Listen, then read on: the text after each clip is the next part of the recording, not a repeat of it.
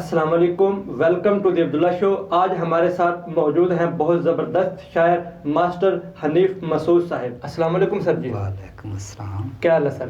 اللہ کا بڑا کرم ہے، شکر الحمدللہ۔ سر ہم نے آپ کے ساتھ پہلے بھی پروگرام کیا، لوگوں نے بہت سراہا اس کو، بہت پیار دیا، بہت ان کو پسند کیا۔ تو سر آپ نے جو زیادہ شاعری کی ہے وہ کون سی زبان میں کی ہے؟ میں نے دونوں زبانوں میں شاعری کی ہے، پنجابی میں بھی اور اردو میں بھی۔ اچھا۔ تو دونوں زبانوں میں میری کافی شاعری ہے، لیکن زیادہ مزہ جو ہے وہ پنجابی میں آتا ہے، چونکہ یہ ہماری مادری زبان ہوتی ہے، لیکن اس شاعری کی رینج کم ہوتی ہے، یہ علاقائی شاعری ہوتی ہے۔ اور اردو ہماری قومی زبان ہے، بالکل۔ جب اس میں ہم شاعری کرتے ہیں تو اس کی رینج بڑھ جاتی ہے، یہ انٹرنیشنل سطح پر پہنچ جاتی ہے۔ اچھا، آپ کو جو شاعری کون سی زبان میں شاعری کرنے کا زیادہ مزہ آتا ہے؟ مزہ تو زیادہ اپنی مادری زبان میں ہی آتا ہے، پنجابی، اور اس میں آسانی ہوتی ہے، لفظوں کے چناؤ میں دقت محسوس نہیں ہوتی، موسیقیت بڑی ہوتی ہے، اس میں روانی بڑی ہوتی ہے، روانگی ہوتی ہے، مطلب اس میں ایک مکمل ردم ہوتا ہے، فلو ہوتا ہے، آپ اس کو آسانی سے بیان کر سکتے ہیں، اور پڑھنے والوں کو بھی لگتا ہے کہ یہ نیچرل انداز ہے مکمل۔ جی بالکل۔ مطلب پنجابی میں آپ نے زیادہ شاعری کی ہے؟ نہیں، میرا خیال ہے کہ میں نے دونوں زبانوں میں ایکول کی ہے، ایک ہی تعداد میں کی ہے، برابر کیا، برابر کی۔ لیکن آسانی آپ کو کون سی؟ آسانی میں مجھے پنجابی زبان میں، پنجابی زبان میں آتی ہے۔ اچھا سر، آپ کی لائف میں کوئی ایسا واقعہ جو گزرا ہو جو آپ کو لگا ہو کہ بہت آپ کی لائف کو چینج کر دیا اس نے؟ یہ واقعات تو بڑے ہیں، لیکن ایک واقعہ جو ہے 2 سال پہلے کی بات ہے، وہ واقعہ جو ہے اس نے میری بھی آنکھیں کھول دی تھیں، چونکہ میں ایک استاد تھا اور وہ ہمارے تعلیمی نظام پر ایک تمانچے کی حیثیت رکھتا ہے۔ وہ اس طرح کہ میں چیچا وطنی سے اڈے کی طرف آ رہا تھا، تو ایک لڑکا جس کی عمر تقریباً 15-16 برس کی تھی، تو وہ اینکیں بیچ رہا تھا۔ تو میں نے اسے کہا بیٹا مجھے اینک دکھاؤ، مجھے اینک کی ضرورت تھی۔ اس نے اینک دکھائی تو وہ مجھے فٹ نہ آئی وہ اینک، تو میں نے اس سے پوچھ لیا کہ بیٹا آپ پڑھے لکھے ہیں؟ اس کا جواب نہایت ہی حیران کن تھا۔ اس نے یہ جواب دیا کہ ابا جی شکر الحمدللہ میں پڑھا لکھا نہیں۔ میں بڑا حیران ہوا اس کے جواب پر، تو میں نے اس سے پھر سوال کیا کہ بیٹا آپ نے یہ شکر الحمدللہ کیوں؟ اس نے کہا، پھر سوال مجھ پر کر دیا کہ بابا جی لوگ پڑھتے لکھتے کیوں ہیں؟ تو میں نے کہا بیٹا جی پڑھنے لکھنے کا مقصد تو یہ ہے کہ انسان میں انسانیت آ جائے، بالکل، اور اس میں شعور آ جائے۔ اس نے پھر مجھ پر ایک سوال کہ بابا جی آپ دیکھیں ارد گرد کیا شعور اور انسانیت یہاں ہے؟ اس کے سوال نے مجھے ایسا دھچکا لگایا کہ اس چھوٹے سے بچے میں اللہ تعالیٰ نے اتنی بصیرت رکھ دی ہے، اور میں شرمندہ سا ہو کر یہ کہنے پر مجبور ہو گیا کہ نہیں بیٹا یہاں پر انسانیت اور شعور نام کی شے ہی نہیں۔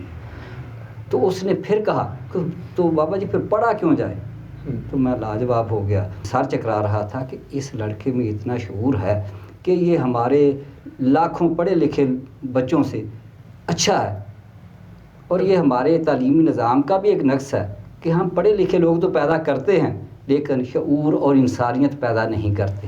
زبردست، مطلب یہ واقعہ جو آپ کی زندگی کو ہلا دینے والا ہے، کیونکہ آپ نے زیادہ عرصہ جو ہے اسی میدان میں، تعلیم کے میدان میں کام کیا تھا، ایز اے ٹیچر آپ نے کام کیا ہے، تو یہ واقعہ جو آپ کو لگا کہ آپ کی زندگی پہ اس میں بہت اثر پیدا کیا۔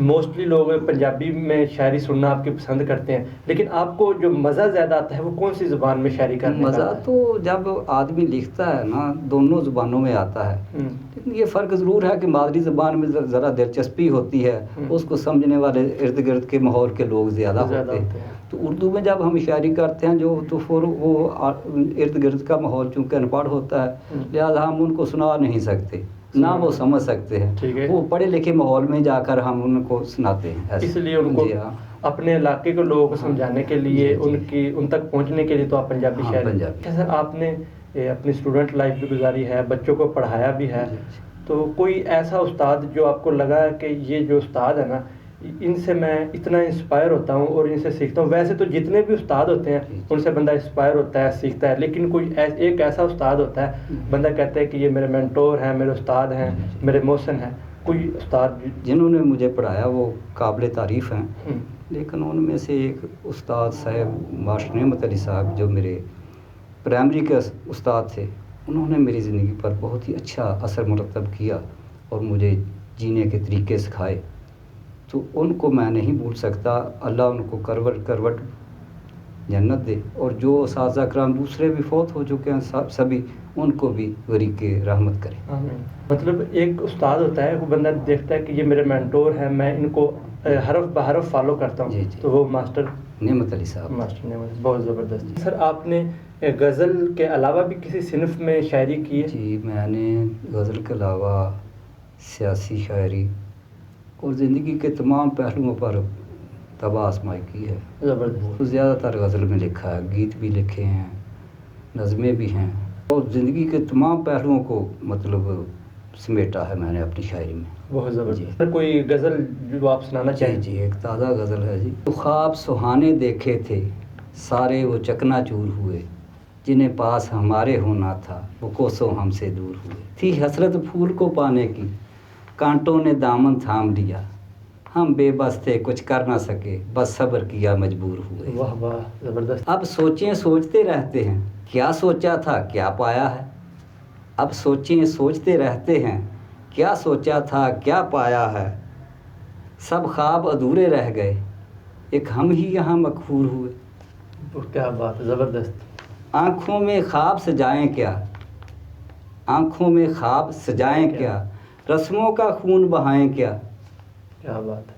एक कैद की सूरत जीवन है, खुद जल के हम जल के खुद तंदूर हुए। जो ख्वाब सुहाने देखे थे वो सारे चकनाचूर हुए। बहुत ज़बरदस्त। चेहरे से अयां हो जाता है, हर दिल का हाल मसूद सभी। चेहरे से अयां हो जाता है, हर दिल का हाल मसूद सभी। ये देखने वाले देखते हैं, जो जलवा थे वो दूर हुए। क्या बात है, बहुत ज़बरदस्त। अच्छा सर, आपने कभी मुशायरे में हिस्सा लिया है? जी नहीं, मैं किसी मुशायरे में नहीं हिस्सा लिया। अब तक आपने किसी मुशायरे किसी में मुशायरे में मैं नहीं गया। और मुशायरे अक्सर रात को होते हैं और शहर में होते हैं, गांव में तो होते नहीं, लिहाजा इतना सफ़र करके कौन। गांव से होने की वजह से आप किसी मुशायरे में हिस्सा नहीं ले हिस्सा सके, या इंटरेस्ट नहीं है, शौक नहीं है? इंटरेस्ट तो होता है, लेकिन मतलब है हम शहरों में जाकर हम भी अपना आप कुछ पेश करें, लेकिन वो गांव जो है वो शहर से काफ़ी दूर है, रात को आने की कोई सहूलत नहीं है, बुढ़ापा भी है, इस वजह से मुशायरे में। अच्छा, कोई आपकी किताब जो मंजर आम पर आई हो? अभी तक किताब कोई मंजर आम पर नहीं, लेकिन आ जाएगी इंशाअल्लाह, अल्लाह खैर करे। अच्छा सर, आपकी इश्क और मोहब्बत पे बहुत कमाल की शायरी है, तो आज के दौर के इश्क और मोहब्बत में और आपके दौर में इश्क और मोहब्बत में थोड़ा फ़र्क है, या आपको लगता है कि बस इश्क और मोहब्बत कोई भी दौर हो एक ही होता है? नहीं, इश्क और मोहब्बत जो है ना उसमें फ़र्क तो नहीं आता। मोहब्बत अलग चीज़ है, इश्क अलग। असल में पहले तो बात यह है कि मोहब्बत और इश्क में क्या फ़र्क है। ज़बरदस्त। मोहब्बत जो होती है वो पहला स्टेप होता है, इश्क जो होता है जब मोहब्बत की इंतहा हो जाती है तो वो इश्क होता है, और जब इश्क की इंतहा हो जाती है तो वो वहशत होती है। ज़बरदस्त। तो अब ये सवाल आपने किया कि आजकल के दौर में और उस दौर में क्या फ़र्क था। फ़र्क तो इसमें आ नहीं सकता, ये हकीकत है। बिल्कुल। इश्क आज भी है, वहशत आज भी है, मोहब्बत आज भी है, लेकिन वो हमारी आँखों से ओझल इसलिए है कि हम दुनिया में इस कदर फंस चुके हैं, और दुनिया चूँकि ये मादियत की दुनिया है और ये मशीनी दौर है, इंसान जो है वो बेबस सा होकर अकेला रह गया, तन्हा रह गया है। अब आप किसी के मेहमान जाते हैं ना, तो जाते ही आपको उनसे तो बात आप कम करेंगे, अपने टेलीफोन से ज़्यादा खेलेंगे। बिल्कुल ऐसा ही है। इसका मतलब है आप मेहमान नहीं गए, आप अगर नहीं आपने यही काम करना तो घर बैठे भी कर सकते थे। ऐसे ही। तो ये दौर जो है ये मादियत का दौर है, यहाँ पर नफ्सा नफ्सी का आलम है, और क़यामत से पहले क़यामत आई हुई है। अच्छा, आपको लगता है कि आज के दौर में वो चीज़ें हैं? आज भी है, मौजूद हैं, लेकिन हमें उनको देखने का वक्त नहीं मिलता, हम उनको उन तक हमारी अप्रोच नहीं है। हमारी अप्रोच तो इस दौर में अपने तक नहीं है। हम अपने बच्चों का ख्याल नहीं रख सकते, अपनी बीवी को वक्त नहीं दे सकते, हम तो अपने आप में मगन है। और ये मशीनी दौर ने तो इंसान को इंसानियत से दूर कर दिया, खलूस से दूर कर दिया, मोहब्बत से दूर कर दिया। मतलब आज के दौर में जो टेक्नोलॉजी है इसके बहुत सारे फ़वायद हैं, फ़वायद ज़रूर हैं, लेकिन इसके नुकसानात उससे ज़्यादा है। वो नुकसानात यही हैं कि हम एक दूसरे से दूर हो गए हैं, मोहब्बत और प्यार ख़त्म हो गया है। तो ये जो ज़ाहरा था, लेकिन हकीकत जो है वो चल रहा है। हकीकत में जो इश्क है, वहशत है, मोहब्बत है, वो चल रही है, लेकिन हकीकी। اور یہ جو آرٹیفیشل ہے نا، جو مصنوعی جس کو ہم کہتے ہیں، یہ اس میں تو محبت یا عشق نہیں ہوتا، یہ تو ہمارا ایک مطلب پرستی ہے. جب ہمارا مطلب نکل جاتا ہے تو کون اور میں کون. مقصد یہ ہے کہ محبت یا پیار یا عشق یا وحشت جو ہے نا وہ لگاتار چل رہا ہے، لیکن وہ آؤٹ آف سین ہو گیا ہے. اس کو دیکھنے والے کم رہ گئے، حقیقت سے دور ہو گئے. حقیقت سے ہم دور ہو گئے ہیں. اور جو مادیت پرستی ہے، پیسہ ہی ہمارا ایمان ہے، پیسہ ہی ہماری جان ہے، پیسہ ہی ہمارا رشتہ دار ہے. زبردست ہے، صحیح. اچھا، جس طرح ایک لوگ کہتے ہیں کہ تناسب کم یا زیادہ ہو جاتا ہے، ہاں جی، لیکن چیز رہتی ہے. آپ نے پہلے بھی بتایا تھا. ہاں، میں نے یہی کہا کہ زمانے میں سچائی اور برائی کا جو تناسب بگڑتا رہتا ہے. ہاں جی، کم یا زیادہ ہوتا رہتا ہے. اگر ہم کہتے ہیں کہ آج یہ برا زمانہ، یہ برا نہیں ہے، اس میں اچھے لوگ بھی موجود ہیں، لیکن ان کی تعداد کم ہو گئی ہے. تعداد کم ہو گئی، برے لوگوں کی تعداد زیادہ ہو گئی ہے.